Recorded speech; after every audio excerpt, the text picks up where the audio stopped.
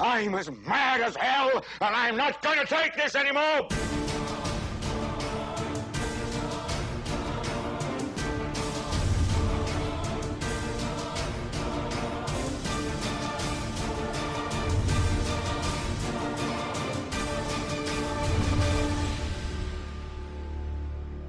And now the plain truth. As you've seen on our show, the government at times tells you lies. The government needs to be exposed because it cannot be trusted to expose itself. If it's the bad guys, it's those foreign terrorists, then it's okay. It's not like my government would ever do it to me.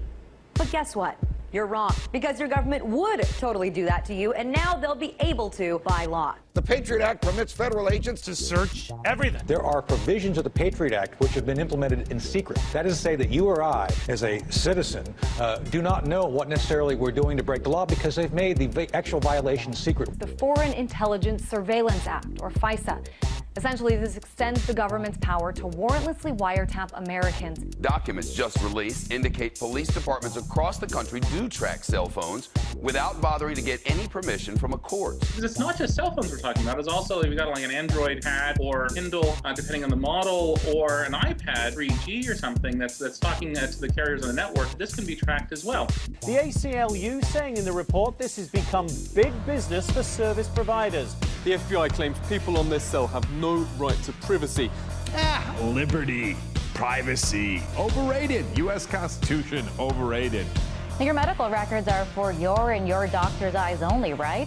Not if the Drug Enforcement Administration gets its way. Department of Homeland Security has ruled that searches and seizures of any and all electronic devices by Customs and Border Patrol is not a violation of a person's privacy. And here's the best part. The searches are allowed to be completely suspicionless, and they apply to anyone within a 100-mile radius of the borders. According to the ACLU, 190 million Americans fall within this 100-mile radius. Going through the court system, getting a warrant, all that stuff is just so tedious. Just signed into law by the president, H.R. 347 gives federal agents sweeping powers to arrest and bring felony charges against citizens engaged in protests where the Secret Service is present. The Department of Homeland Security has launched a research project to find ways of hacking into gaming consoles. Law that would say that social networks, etc., have to build in backdoors for government surveillance. A system to monitor blogs, message boards, and social media sites like Twitter, Facebook. To monitor for criticism, to monitor for dissent. So I'll give you an example of some of the, I guess, words that set the alarms for the Department of Homeland Security. Drill, exercise, airport. Exercise, okay.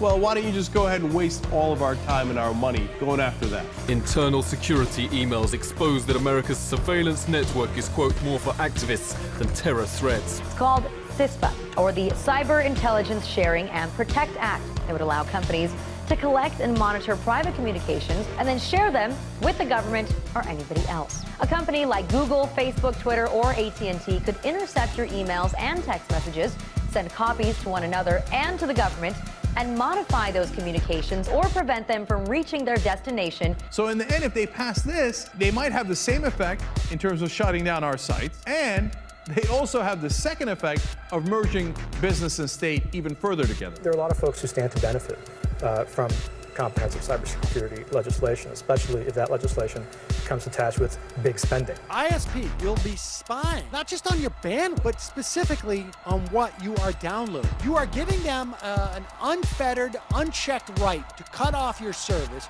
based upon the claims of copyright holders who have been shown time and time and time again to make false claims.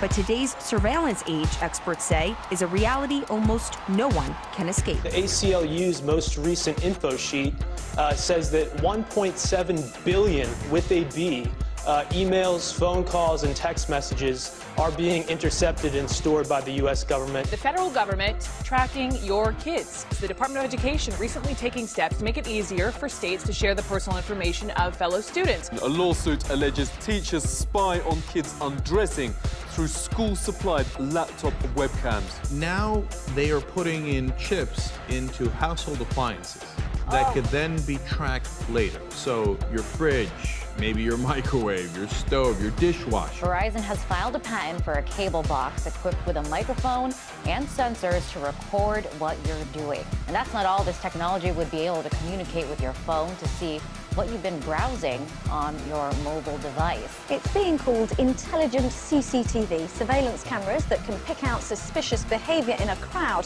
The secret program is known as Trapwire. Stratford kind of touting this program is kind of like the be-all to end-all of Big Brother. Like, this was it. This is how we're going to be able to watch everyone. Somebody can press a button and determine everywhere I've been, everything I've done, everyone I've been with. The U.S. government stepping up efforts to spy on its citizens with a new defense software able to predict people's future behavior and locations. Riot can map and analyze your locations, ultimately building a profile of your activities and movements. Later in the process, your relationships are analyzed, and in the end, you're assigned a risk level. And if Raytheon is to be believed, they certainly did not want the demo out there, requesting to The Guardian that it not be posted online. They're building this giant data center in Utah that is costing $2 billion. That is designed to set up every piece of communication, certainly in the United States, and they hope all across the world. The national intelligence boss somehow claims spying on everyone is practical and effective, but an independent probe found the exact opposite. The government taking a big new step, looking to build a huge database of people's physical characteristics.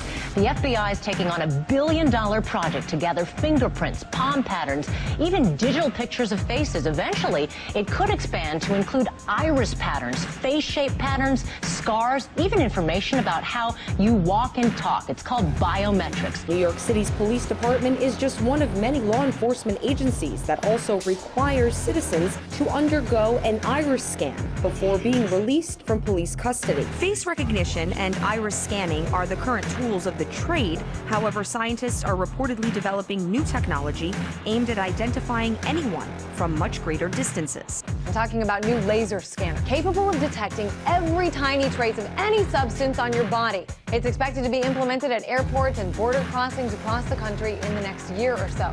That voice you hear, your attention please, came from this street light. LED video screens and cameras, it even counts people for police. They can even take my picture.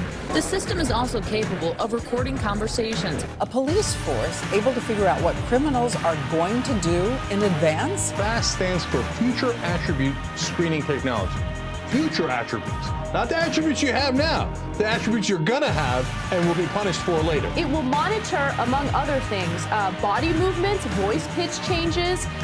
It'll also look at eye movements, body heat changes, and breathing patterns. And they're gonna use all this information to try to predict whether or not you're gonna commit a crime in the future, okay? So watch out how you move your eyes, and if you're breathing too hard, it might cause you a problem. Police in Santa Cruz, California are getting closer to the sci-fi thriller Minority Report, where cops picked up criminals before they committed their crime. And now major cities across the country, including Los Angeles, are working to start similar programs. After a decade of judges handing out tougher and longer sentences, America's prison population is going the same direction as the price of food and gas.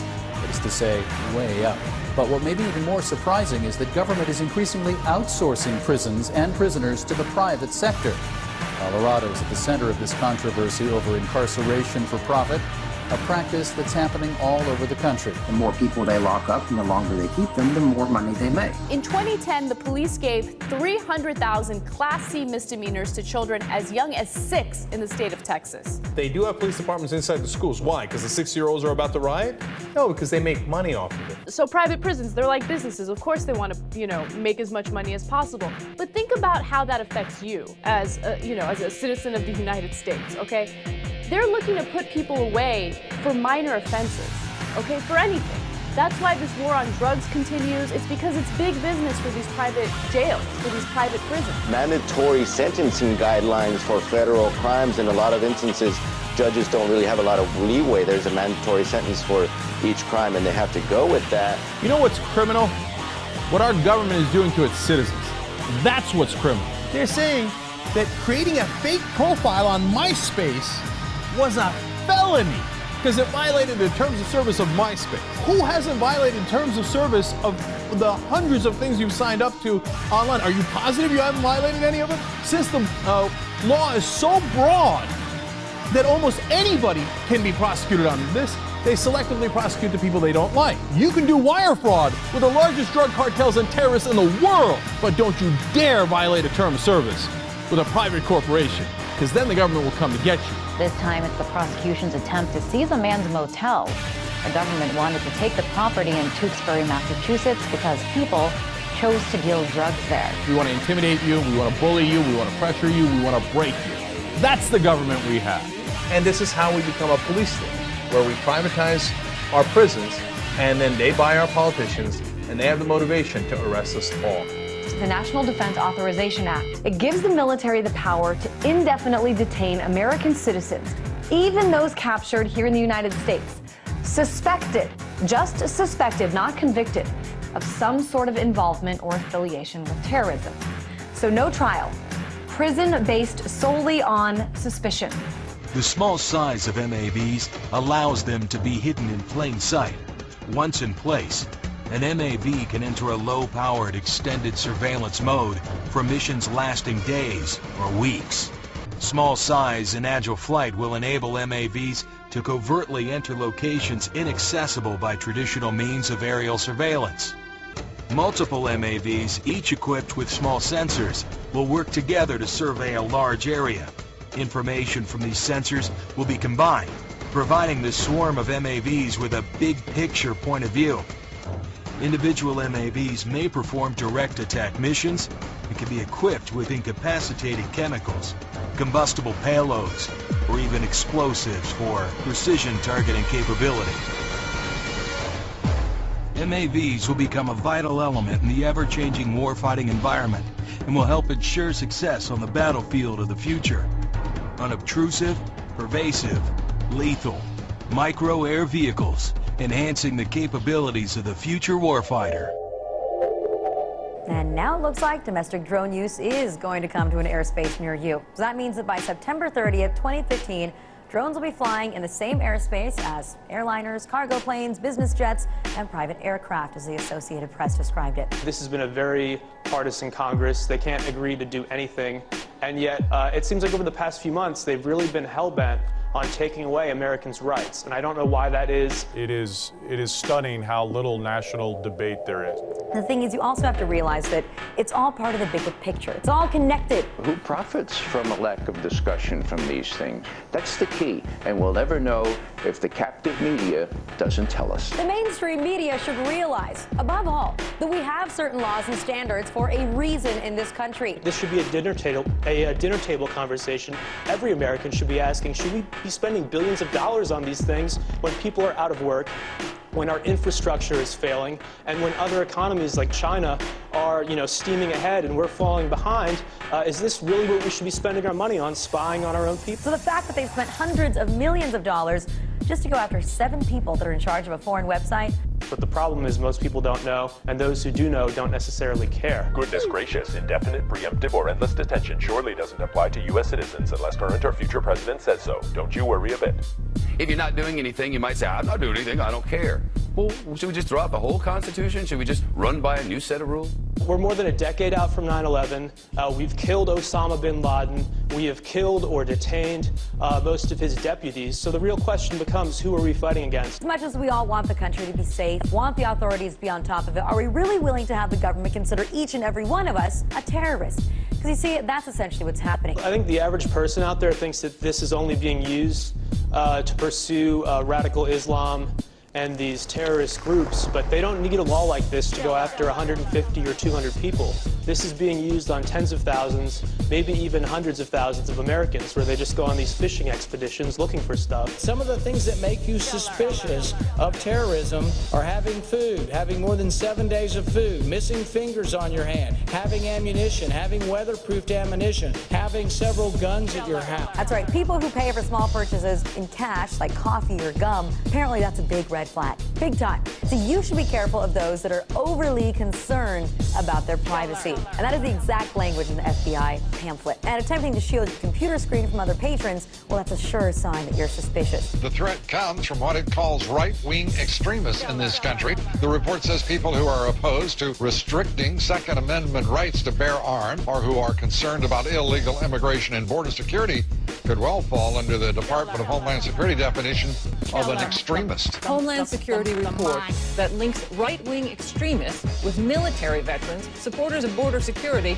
and advocates for gun rights. If you use a cell, a computer, or walk outside, the FBI now considers you a terrorist suspect with no right to privacy. Despite the fact that there's no relation to any terrorist activity or investigation, the government has decided that they want to keep all that data that they have about you anyway, because you never know when you're going to need it somewhere down the line. You're treated as a criminal, and you have to prove yourself innocent. We keep everyone's data. We make the company store everyone's information for the government because anyone might be guilty. It is the complete reverse of what the American justice system is supposed to be. Unless they suspect me of a crime, the police do not need to follow me. That's why they need probable cause. And people say, what do you have to hide? I don't have anything to hide, but the police don't need to follow me if they have no reason to think that I'm in Al-Qaeda. It was actually an undercover agent who posed as an Al-Qaeda operative, provided everything he needed, provided the bomb, provided the transportation, provided the money, and that allowed him to commit this crime. The FBI gets $3 billion from Congress to fight counterterrorism,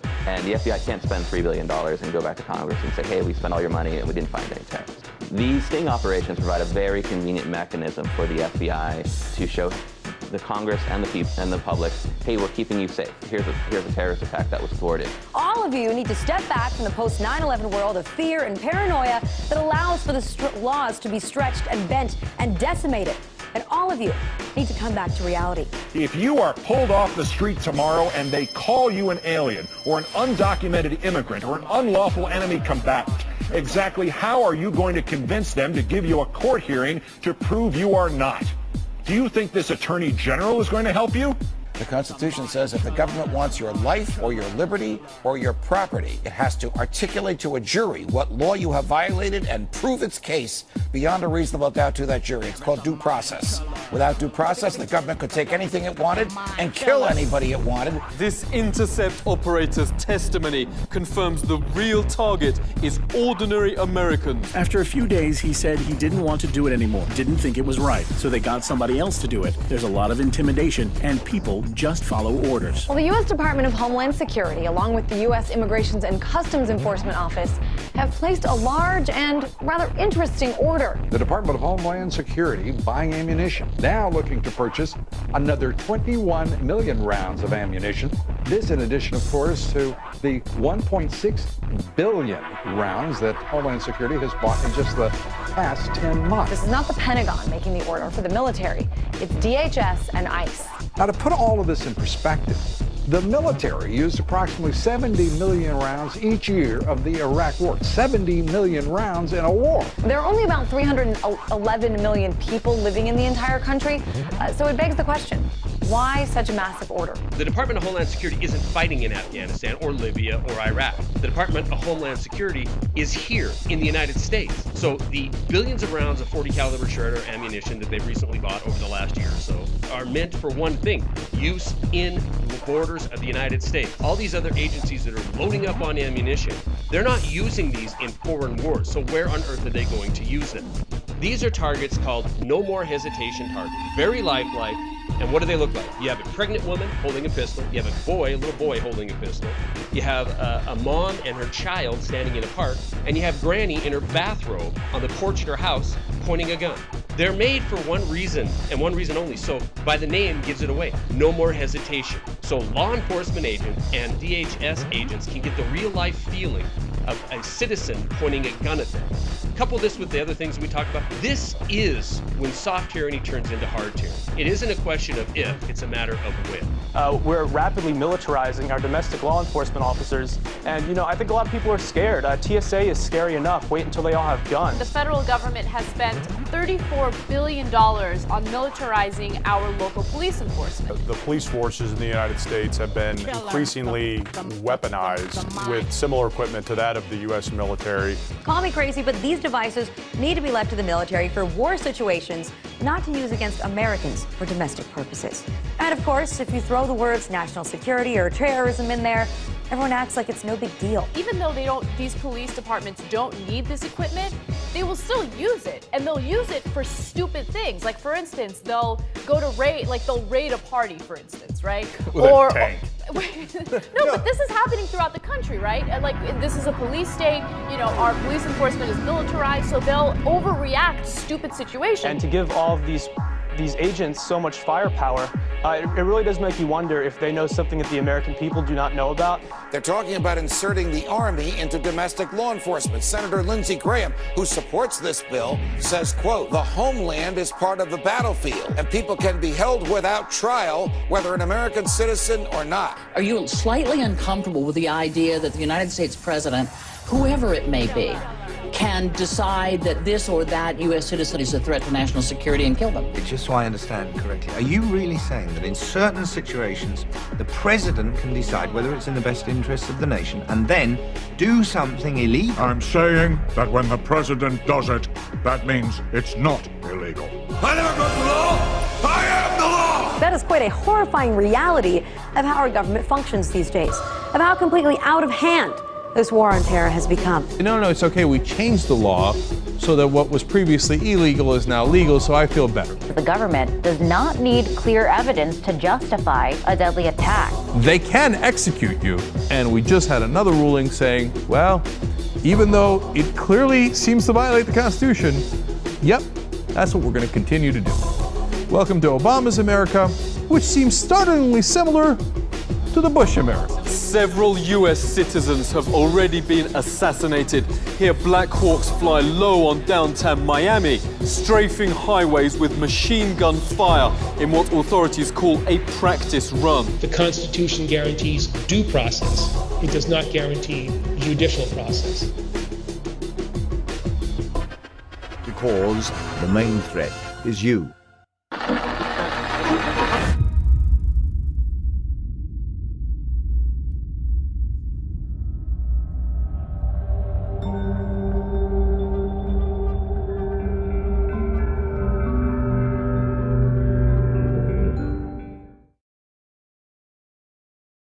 Now more than ever, we need you to act. Our enemies are moving in, and they anticipate us not having the numbers to resist. It is up to you to prove them wrong. Get this message out, and wake up the patriots! I don't need to remind you what would happen should we fail. One of these days could be our last. By helping and taking action and contributing to the cause, you'll be remembered as taking a stand against the gray state before it completely destroys everything we know. Either stand now or kneel forever!